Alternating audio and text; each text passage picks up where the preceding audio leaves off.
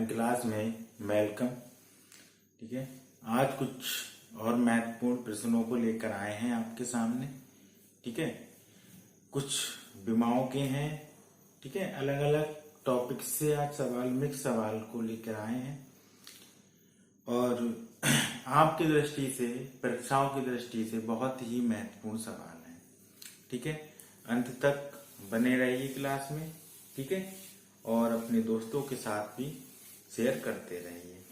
जैसा कि आज का जो सवाल है बहुत महत्वपूर्ण सवाल है। पहला, ये संभवतः हर परीक्षाओं में पूछा जाता है।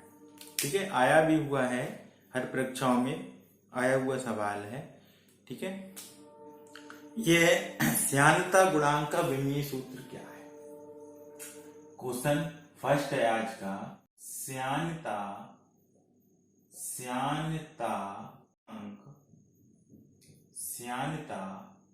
गुणांक का विमीय सूत्र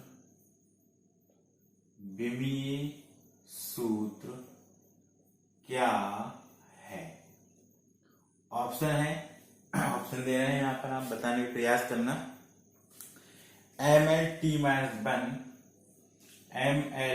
ml_1, ऑप्शन बी है आपका ml-1 ml-1 और t-1, ऑप्शन सी है आपका ml-1 t और ऑप्शन जो डी है आपका ml-1 t-2 ml-1 और t-2। ये कह रहा है हमें इसमें विमा बतानी है कि श्यानता गुणांक की विमीय सूत्र क्या है। पहला ऑप्शन दे रहा है ml-1 ml-1 t-1 ml-1 t और ml-1 और t-2। इन चारों ऑप्शन में ये कह रहे हैं कि विमा ml-1 होगी, ml-1 t-1 होगी, ml-1 t होगी या ml-1 t-2 होगी। इन चारों ऑप्शन में से कौन सा ऑप्शन ठीक है? ठीक है, बताएं, वेट कर रहे हैं 1 सेकंड का। ठीक है, और जल्दी से बताइए, फिर हम बताते हैं। देखिए, ठीक है, आंसर नहीं मिला। देखिए, इसका निकालेंगे कैसे? श्यानता गुणांक को रिप्रेजेंट करते हैं ईटा से। ठीक है, और F बराबर होता है 6 पाई ईटा R और B। इसमें जो 6 पाई है ये तो कांस्टेंट है, ये है ईटा। यदि हमें ईटा का ही विमा निकालना है तो हम लिख सकते हैं F/RB = ईटा। ईटा की विमा हमें निकालना है। F का विमा होता है ml-t-2 क्योंकि बल का मात्रक होता है। R की विमा होती है L और वेग B वेग है, यहाँ पर वेग की विमा होती है l-t-1। अब इस L से ये L यहाँ पर कैंसिल, ये L ऊपर जाकर किसका हो जाएगा? माइनस का, तो ml-1 ऊपर जाके l-1 का हो जाएगा। यहाँ पर t-2 ये है, यहाँ पर नीचे है t-1, ऊपर जाके किसकी हो जाएगी? प्लस की। तो t-2 में से t-1 को घटाएं, +1 को करेंगे तो हमारे पास क्या बचेगा? t-1। यदि हमारे पास ईटा का जो विमा आया निकल के कितना आया? ml-1 और t-1। अब देखो चारों में कौन सा ऑप्शन है? ये दे रहा ml-1 t-2 तो ये तो है नहीं, ml-1 t ये भी नहीं है, ml-t-1 ये भी नहीं है, तो क्या बचा? ऑप्शन नंबर बी, यानी ml-1 t-1 हमारा आंसर सही है। कौन सा ऑप्शन होगा? बी ऑप्शन होगा। ठीक, चलते हैं नेक्स्ट सवाल पर। समझ में आ गया होगा। ठीक है, देखते हैं नेक्स्ट सवाल। दूसरा सवाल है, विमा से ही संबंधित है और ये भी बहुत परीक्षाओं में पूछा जाता है। सार्वत्रिक गुरुत्वाकर्षण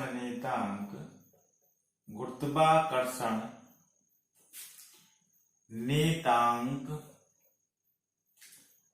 का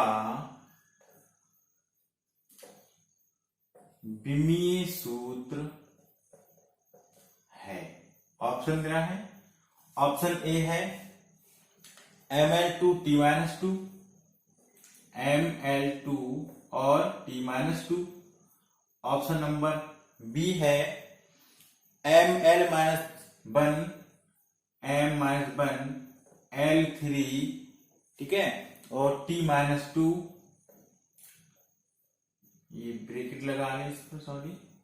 ऑप्शन नंबर सी है ml3t-2, ml3t-2, और ऑप्शन डी दे रखा है हमारे पास में ml2 m2 l3 और t, ठीक है, m2 l3 t-2, sorry t-2। ये कह रहे हैं ये चार ऑप्शन हमारे पास में है, ठीक है।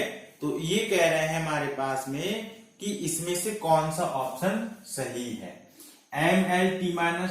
ml2t-2 होगा, ml-1 l3t-2 होगी, ml3t-2 होगी, या m2 l3 और t-2 होगी। यानी इन चारों ऑप्शन में से इस सार्वत्रिक गुरुत्वाकर्षण नेतांक की विमा क्या होगी।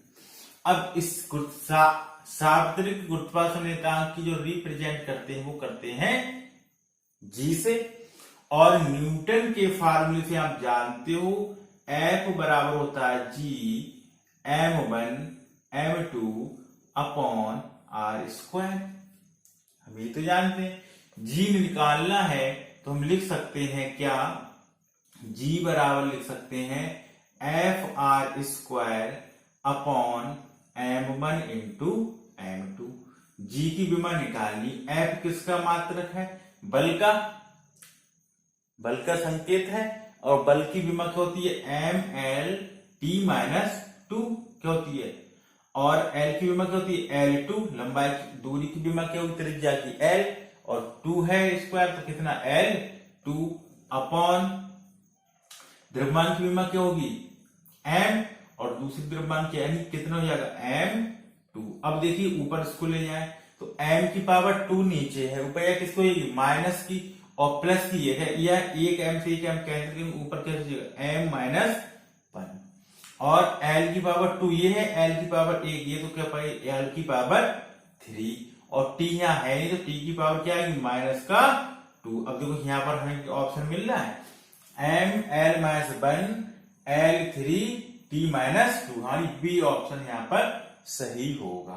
यानी ml2t-2 होगा नहीं, इसमें है नहीं, ml3t-2 भी नहीं है, ml2l3t-2 भी नहीं, हमें क्या मिला m-1 l3t-2। यही है सार्वत्रिक गुरुत्वाकर्षण नेतांक का विमीय सूत्र।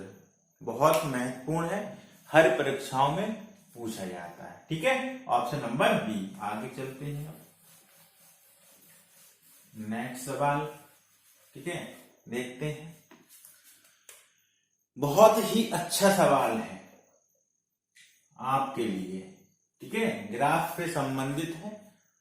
ये कह रहे हैं निम्न में से कौन सा ग्राफ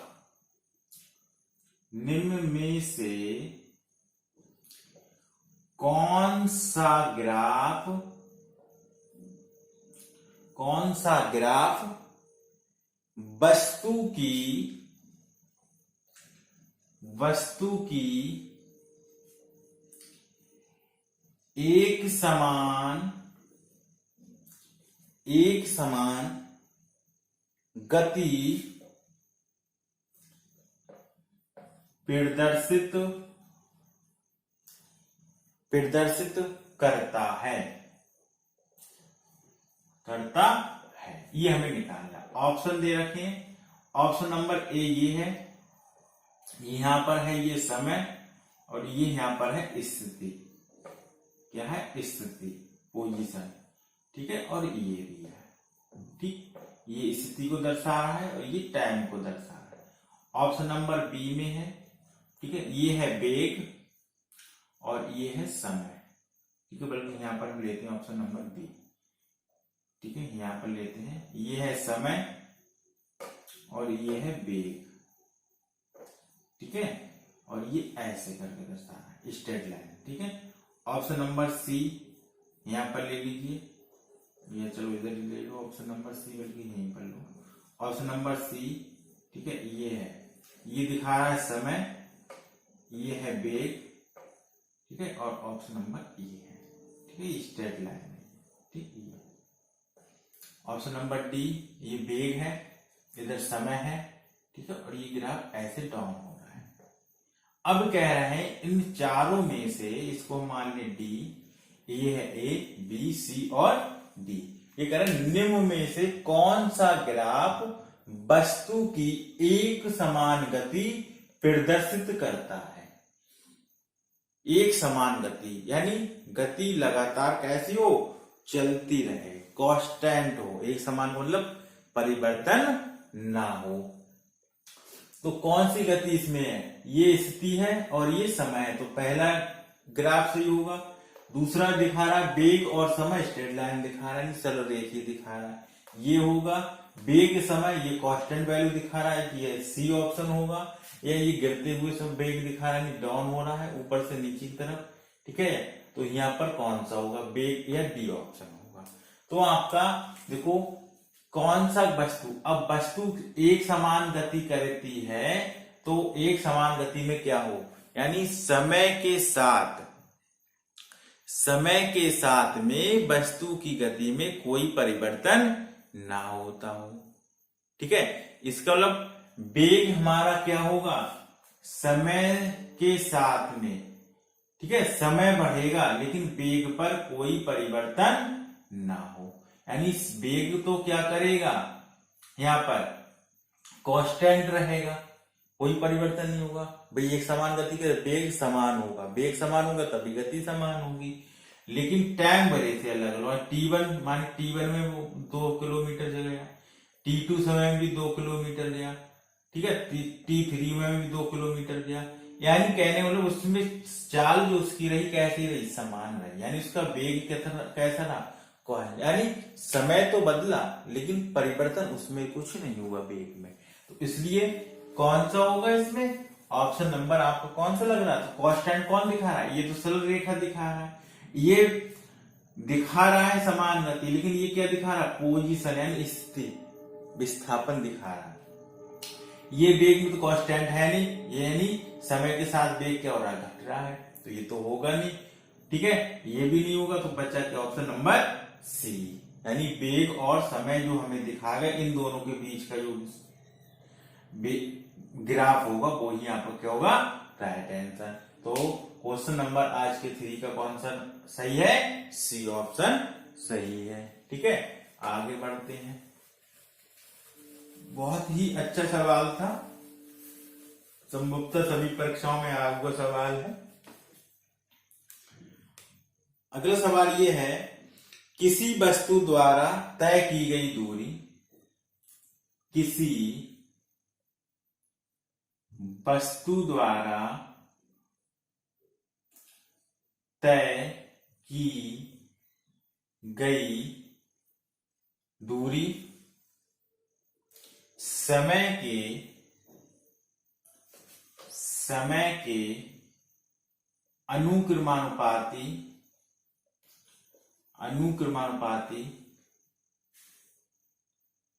है, तो ऑप्शन दे रखे हैं। तो वस्तु ऑप्शन नंबर ए है हमारे पास, विराम अवस्था में है। ऑप्शन नंबर बी, अचर चाल से चल रही है। अचर चाल से चल रही है। ऑप्शन नंबर सी दिया है हमारे पास में, अचर त्वरण से चल रही है।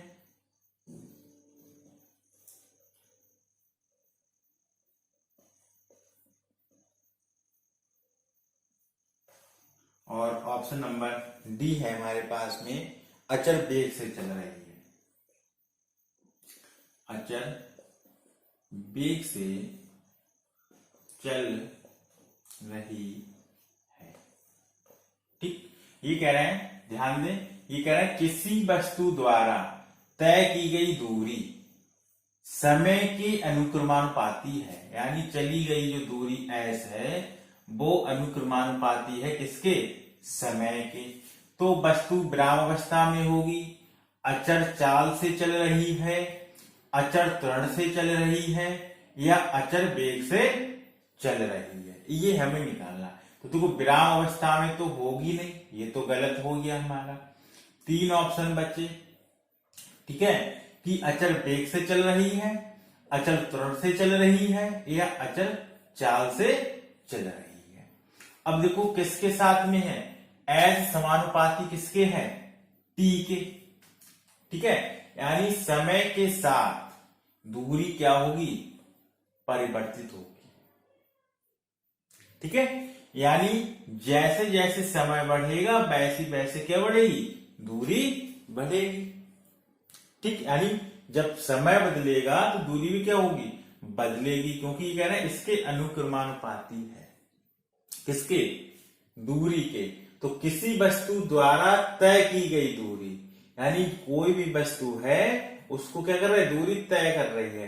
दूरी समय के अनुक्रमानुपाती है, यानी समय के साथ क्या हो रही है? बदल रही है। तो वस्तु विराम अवस्था में है, होगी नहीं। अचर चाल से चल रही है, अचर त्वरण से चल रही है, तो त्वरण तो इसमें है नहीं। ठीक है, दूरी में। ठीक है, तो चाल बराबर क्या होता है? दूरी बटे समय। भाई चाल बराबर जो होता है वो क्या होता है? दूरी बटे समय। और जो दूरी है वो समय के कैसे है? अनुक्रमानुपाती है।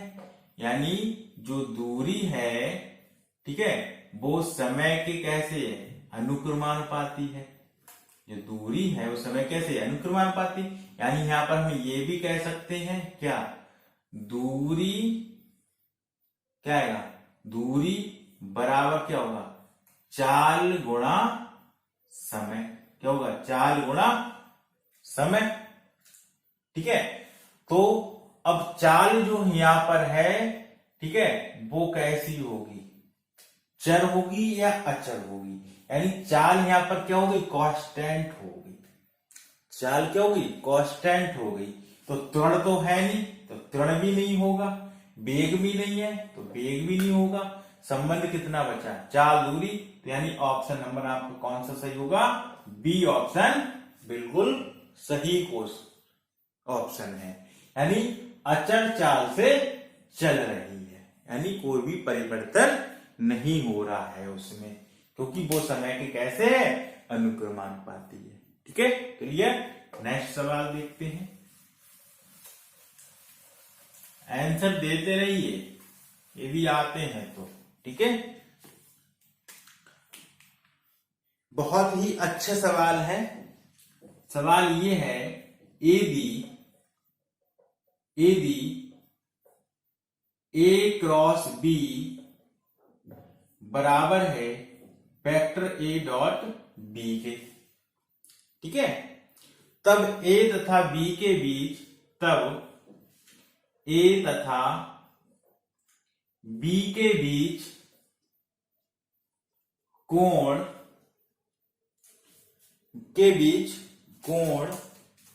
है। ऑप्शन है ए कह रहा है 0 है, बी में कह रहा है π/4 है, सी में कह रहा है π/2 है, और डी में कह रहा है आपसे कि पाई है। कौन सा होगा? यानी कह रहा है यदि A cross B, vector A cross vector B बराबर है vector A dot vector B के, तब ए वेक्टर ए तथा वेक्टर बी के बीच कोण है 0 होगा, π/4 होगा, π/2 होगा या पाई होगा। देखते हैं क्या होता है, आंसर दीजिए, देखते हैं। नहीं आया, देखते। ए क्रॉस बी बराबर क्या होता है आप जानते हो, वेक्टर में ए क्रॉस बी बराबर होता है ए बी साइन थीटा, और A vector A dot vector B बराबर होता है ए बी कॉस थीटा। मान रख दीजिए, ए क्रॉस बी की जगह क्या रख देंगे, ए बी साइन थीटा, और ए डॉट बी के बराबर क्या लिख देंगे, ए बी कॉस थीटा। इसको दिल जाइए, A B sine theta upon क्या लिखेंगे, ए बी कॉस थीटा, और बराबर किसके लिख देंगे, बन के हो जाएंगे। उसको भी जरा पक्षांतर करेंगे तो ये बन के बराबर हो जाएगा।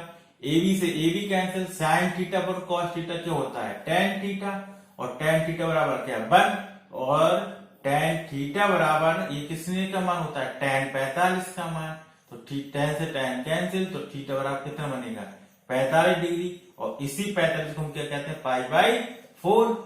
ठीक है, ऑप्शन नंबर कौन सा मिल रहा है, बी। 0 है नहीं, π/2 भी नहीं है, पाई भी नहीं, ऑप्शन नंबर कौन सा सही है, बी ऑप्शन सही है, π/4। संभवतः हर परीक्षाओं में कई बार पूछा हुआ सवाल है। ठीक है, इस टाइप के सवालों को संभवतः परीक्षाओं में पूछा जाता है। ठीक है, समझ में आ गया। अगला देखते हैं।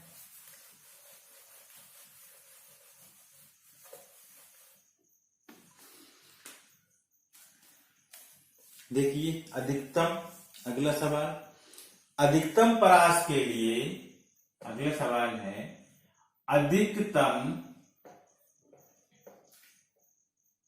परास के लिए, अधिकतम परास के लिए किसी कण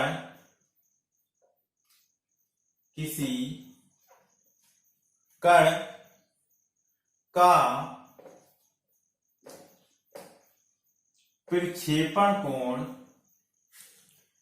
प्रक्षेपण कोण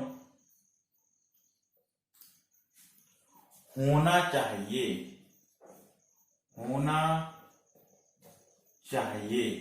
क्या होना चाहिए, ऑप्शन नंबर ए हम आपको दे रहे हैं, क्षैतिज से 0 डिग्री के कोण पर, क्षैतिज से 0 डिग्री कोण पर। ऑप्शन नंबर बी है क्षैतिज से 30 डिग्री कोण पर, क्षैतिज से 30 डिग्री कोण पर। ऑप्शन नंबर सी है क्षैतिज से 60 डिग्री कोण पर, क्षैतिज से 60 डिग्री कोण पर। और ऑप्शन नंबर डी है क्षैतिज से 45 डिग्री कोण पर, 45 डिग्री कोण पर। ठीक है, ये कह रहे हैं क्षैतिज से 0 के कोण पर होगा, के यहां पर और शब्द जोड़ लो, यहाँ पे के यहां पर और जोड़ लो, छूट गया।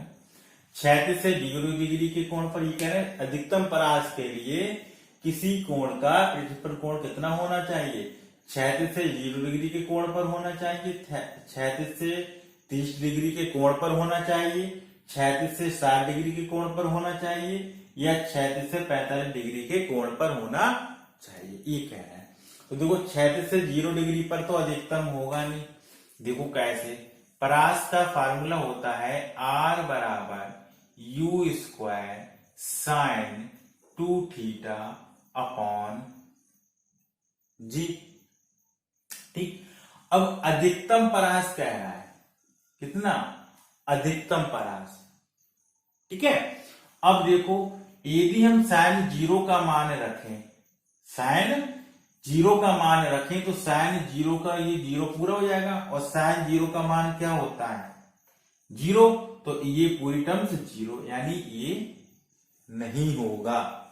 दूसरा देखिए, साइन 30 रखेंगे, साइन 30 का कितना हो जाएगा? थीटा की जगह 30 रखेंगे, साइन 60, और साइन 60 का मान कितना होता है? साइन 60 का मान कितना होता है? साइन 60 का होता है √3/2। यहाँ पर मैक्सिमम मिलेगा नहीं इसको, ठीक है। अधिकतम तो ये भी नहीं होगा। 60 रखेंगे, 120, साइन 120 का मान 1 होता है, कितना होता है? साइन 120, तो 60 यानी माइनस का √3/2 होगा, ठीक है। तो ये भी नहीं होगा। अब देखो साइन 45 रख लीजिए, 45 दूनी 90, और साइन 90 का मान 1। तो आर जो मैक्सिमम मिलेगा हमें, कितना मिलेगा? u²/g। यही इसकी होती है मैक्सिमम परास, ठीक है। यानी किसी भी क्षैतिज से प्रक्षेपण कोण पर विक्षेपित किसी वस्तु को थीटा कोण के साथ विक्षेपित करें, ठीक है, ऊर्ध्वाधर दिशा में, तो क्षैतिज के साथ अधिकतम परास जो मिलेगी वो मिलेगी u²/g होती है। तो कितने कोण पर होगी? 45, यानी ऑप्शन नंबर डी आपका राइट आंसर होगा। कौन सा होगा? डी ऑप्शन बिल्कुल राइट आंसर होगा, ठीक है। आगे देखते हैं।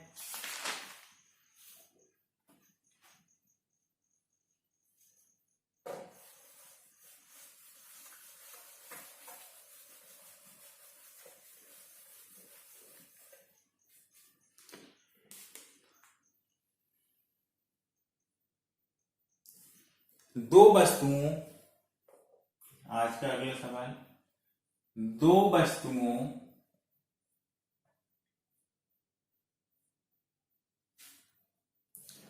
ए तथा बी के द्रव्यमान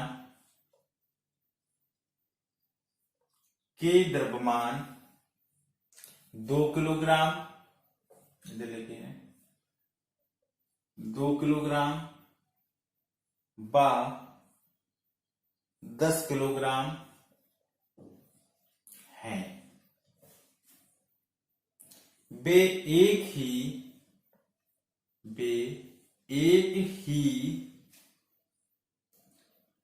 वेग से गतिमान है, एक ही वेग से गतिमान है।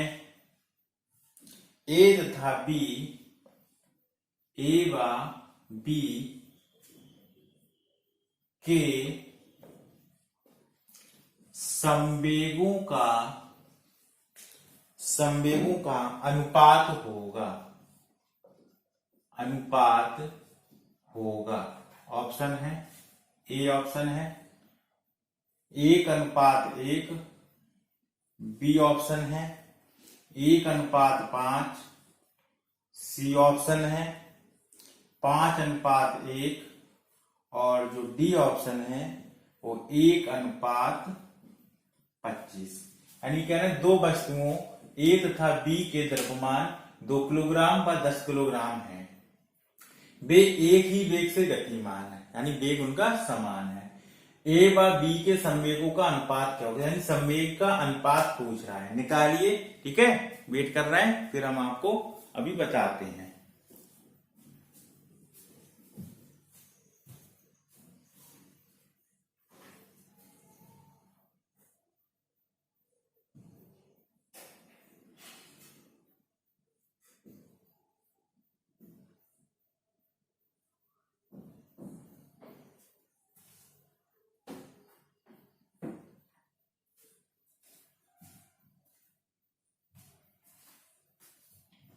हुआ? बताइए, देखिए कौन सा होगा। ए और बी द्रव्यमान कैसे अलग अलग है? यानी मान लें ए का द्रव्यमान कितना है? m1, और m1 बराबर है 2 किलोग्राम, ठीक है। बी मान लें हमारे पास है m2 का द्रव्यमान है, और ये दिया है 10 किलोग्राम, ठीक। मान लें ए का वेग कितना है? u1, और बी का वेग कितना है? u2। तो इसका भी हम यहाँ पर b1 b2 मान लें, इसका वेग b1, इसका वेग b2, तो b1 भी b है और b2 भी बी है, यानी दोनों एक ही वेग से गतिमान है। वो क्या है, तो संवेग बराबर जानते हैं क्या होता है, P बराबर होता है एम बी। तो ए के लिए संवेग मान लें, ए का संवेग मान लें P1 बराबर m1b, यही होगा। और दूसरा हम क्या मान लें, P2 बराबर m2b। अब इसको हम मान लें एक, इसको मान लें दो, और एक और दो को भाग कर दें तो b से b तो क्या हो जाएगा, कैंसिल। बचा क्या, m1 m2, m1 की जगह कितना रख देंगे, P1 बटे P2, यही हमसे ज्ञात करा है।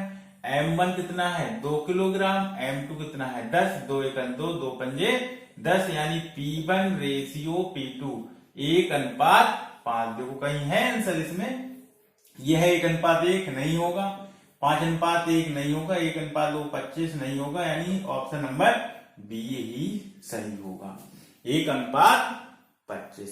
ठीक है, आज की क्लास समझते हैं, सबके समझ में आया होगा।